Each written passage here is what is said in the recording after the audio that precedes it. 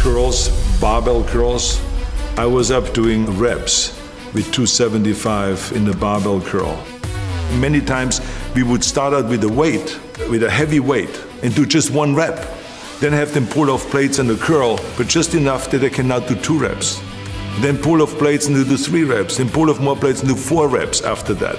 And so this is how I would go up until, without ever putting the bar down, to really let the bicep know, you don't know what's coming. You're not gonna get used to my training method. I'm gonna have all kinds of tricks up my sleeve. But I mean, it was absolutely essential to do the barbell curl to create the thickness of the bicep, to do the dumbbell curl on an incline bench, and to do the concentration curl.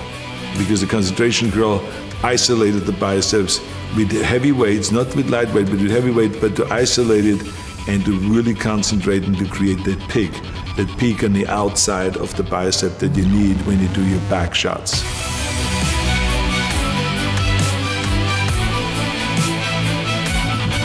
The tricep was narrow bench press, a lot of narrow bench press in the early days, then triceps extensions down, and then overhead tricep extension with 1 arm and with both arms. And then also tricep extension onto a bar, where you let the body, the head go onto a bar and press out in order to use your own body weight.